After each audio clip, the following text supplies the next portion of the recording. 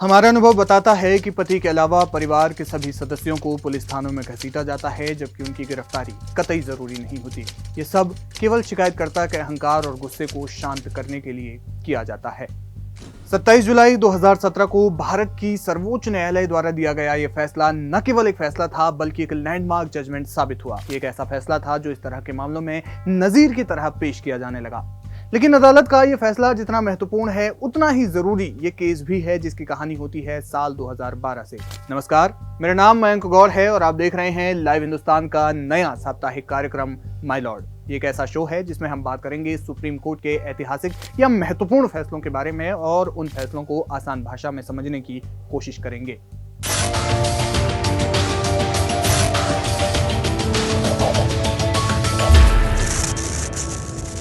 28 नवंबर 2012 को उत्तर प्रदेश के जौनपुर के रहने वाले राजेश शर्मा की शादी हुई। लेकिन शादी के कुछ ही समय के बाद जिंदगी खुशहाल न रहकर तनाव से भरी हो गई और सिर्फ एक साल के अंदर ही हालात ये हो गए कि पत्नी ने अपने पति समेत पूरे परिवार के खिलाफ एक शिकायत दर्ज करवाई। शिकायत दर्ज हुई 2 दिसंबर 2013 को। शिकायत के अनुसार 28 नवंबर 2012 को दोनों की शादी हुई थी। महिला के पिता ने अपनी क्षमता के अनुसार दहेज दिया, लेकिन पति पक्ष दहेज की मात्रा से संतुष्ट नहीं था। शिकायत में कहा गया कि पति ने पत्नी को गाली देना शुरू कर दिया। इसके साथ ही 3 लाख रुपए और एक कार की मांग भी की गई। लड़की के परिजन इसका इंतजाम नहीं कर सके और 10 नवंबर 2013 को महिला को उसके मायके यानी उसके घर पर छोड़ दिया गया। इस दौरान महिला का स्त्रीधन भी रख लिया गया। शिकायत में कहा गया कि इस पूरी घटना के दौरान वो गर्भवती थी, महिला तनाव में थी। तनाव के दौरान उन्हें अत्यधिक शारीरिक कष्ट पहुंचा, नतीजतन उनका अबॉर्शन हो गया। शिकायत के आधार पर निचली अदालत ने शुरुआत में केवल राजेश शर्मा को ही तलब किया, लेकिन उनकी पत्नी ने एक पुनरीक्षण याचिका दायर कर अदालत से परिवार के सभी सदस्यों को इसमें शामिल करने का अनुरोध किया। लेकिन इसके विरोध में राजेश शर्मा ने इलाहाबाद हाईकोर्ट का दरवाजा खटखटाया।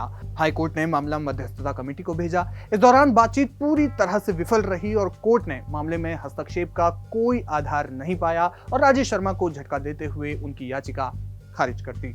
इसके बाद हाईकोर्ट के आदेश को चैलेंज दिया गया सुप्रीम कोर्ट में। सर्वोच्च न्यायालय में राजेश शर्मा ने एक रिट पिटीशन दाखिल की। इसमें उन्होंने आईपीसी की धारा 498A की वैधता को ही चुनौती दी। सुप्रीम कोर्ट में याचिकाकर्ताओं के मुख्य तर्क थे, निर्दोष परिवार के सदस्यों को परेशान करने के लिए धारा 498A का दुरुपयोग किया जा रहा है। कि सुप्रीम कोर्ट को धारा 498A के गलत इस्तेमाल को रोकने और निर्दोष लोगों को गलत गिरफ्तारी से बचाने के लिए गाइडलाइन बनानी चाहिए। इसके अलावा एक और ये भी तर्क दिया गया कि क्या धारा 498A के तहत शिकायतों की सुनवाई से पहले जांच होनी चाहिए, ताकि झूठे और बढ़ा चढ़ाकर बताए गए मामलों को छांटा जा सके, अलग किया जा सके।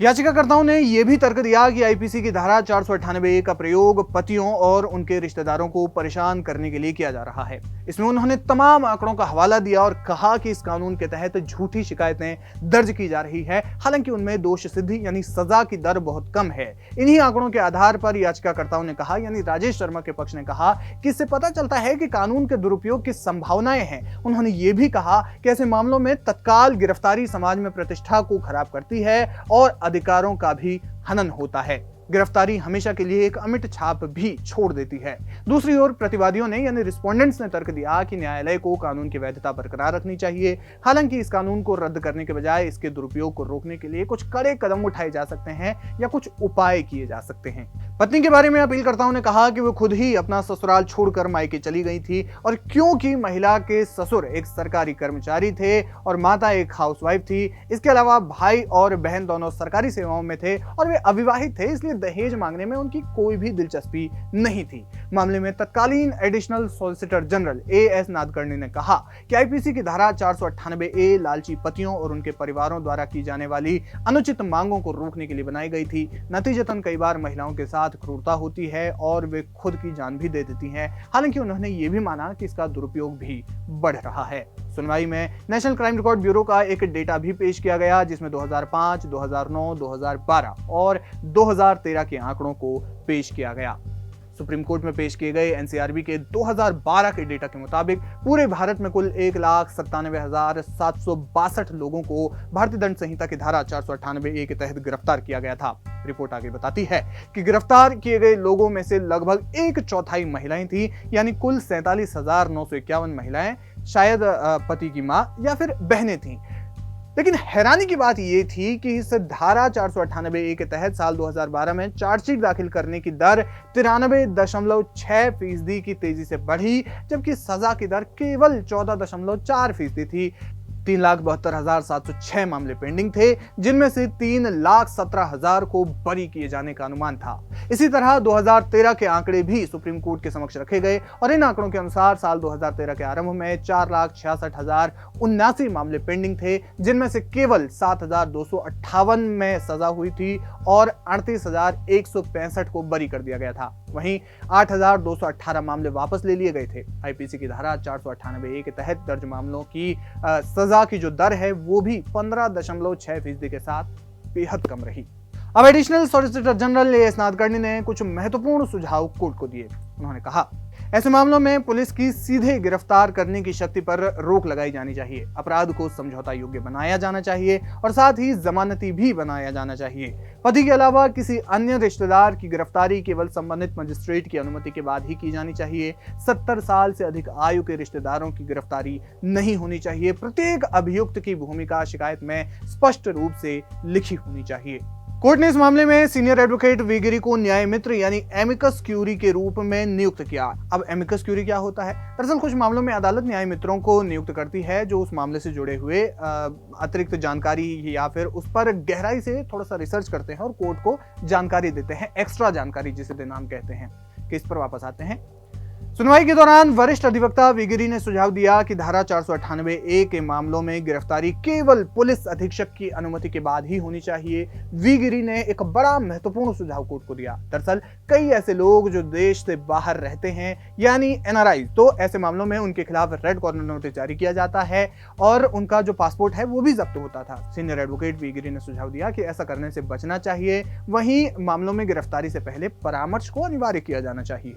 सुझाव बेहद संवेदनशील थे, इसलिए कोर्ट ने उन्हें बारीकी से सुना और सुझावों पर गौर किया। इसके बाद अदालत ने अपना फैसला सुनाया, जिसमें जस्टिस आदर्श कुमार गोयल, जस्टिस उदय उमेश ललित ने कई महत्वपूर्ण या फिर बड़ी टिप्पणियां की थी। कोर्ट ने 30 अगस्त साल 2012 की 243वीं विधि आयोग की रिपोर्ट का जिक्र किया। इस रिपोर्ट में धारा 498 ए के दुरुपयोग पर गहराई से जानकारी और फैक्ट्स रखे गए हैं। अदालत ने कहा कि हम उस उद्देश्य को समझते हैं जिसके लिए यह प्रावधान कानून में लाया गया था, लेकिन निर्दोष लोगों के मानवाधिकारों के उल्लंघन को भी नजरअंदाज नहीं किया जा सकता। कोर्ट ने कहा, ऐसी अधिकांश शिकायतें बिना सोचे समझे बहुत छोटे मुद्दों पर दर्ज की जाती हैं। ऐसी कई शिकायतें वास्तविक नहीं होती और इनके परिणामों की भी कल्पना नहीं की जाती। कई बार इससे न सिर्फ आरोपित बल्कि शिकायतकर्ता को भी भारी परेशानी का सामना करना पड़ता है। इससे नफरत बढ़ जाती है और सुलह की गुंजाइश भी खत्म हो जाती है। पति के अलावा बुजुर्ग माता पिता, भाई बहन और दूर के रिश्तेदार शामिल हैं। उन्हें अस्पष्ट और अतिरंजित आरोपों के आधार पर फंसाया जा रहा है, बिना किसी ठोस शारीरिक या फिर मानसिक चोट के सबूत के।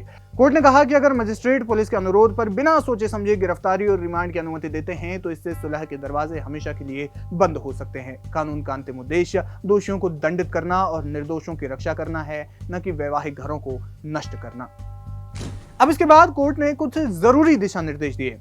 कोर्ट की अन्य टिप्पणियों के अलावा ये निर्देश भी इस मामले को एक लैंडमार्क जजमेंट या फिर एक ऐतिहासिक फैसला बनाते हैं। कोर्ट में हर जिले में एक या एक से ज्यादा परिवार कल्याण समितियां बनाने का निर्देश दिया। कोर्ट ने कहा कि इन समितियों के पास शिकायतें भेजी जाएंगी और ये समितियां दोनों पक्षों से बातचीत कर सकती हैं। अदालत ने कहा कि समिति की रिपोर्ट सबमिट होने तक सामान्यतः कोई गिरफ्तारी नहीं की जानी चाहिए। कोर्ट ने इस समिति में कम से कम 3 सदस्यों के होने की बात कही थी। बाद में पुनर्विचार याचिका के जरिए कोर्ट ने इस फैसले को बदल दिया, जिस पर हम आगे बात करेंगे। अदालत ने कहा कि जिन मामलों में समझौता हो जाता है उनमें डिस्ट्रिक्ट जज या फिर उनके द्वारा जिले में नामित कोई अन्य वरिष्ठ न्यायिक अधिकारी कार्रवाई का निपटारा कर सकता है। इसके पहले तक समझौते के बाद मामले को खत्म करने के लिए हाईकोर्ट जाना पड़ता था। कोर्ट ने कहा कि अगर जमानत याचिका 1 दिन की सूचना के साथ दायर की जाती है तो जहां तक संभव हो उस पर उसी दिन फैसला लिया जाए।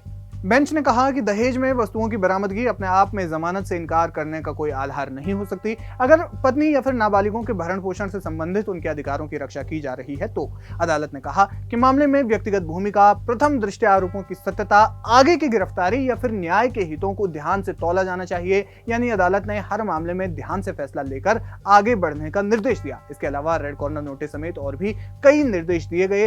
और कोर्ट ने स्पष्ट किया कि ये सारे निर्देश उन अपराधों में साबित नहीं होंगे जिनमें वास्तविक शारीरिक चोट या मृत्यु शामिल है, यानी कि अगर पत्नी की चोटों या फिर उसकी मृत्यु जैसे गंभीर मामलों में ये निर्देश कतई लागू नहीं होंगे। इस तरह धारा 498A के मामलों में सुप्रीम कोर्ट का यह फैसला लैंडमार्क जजमेंट माना जाता है।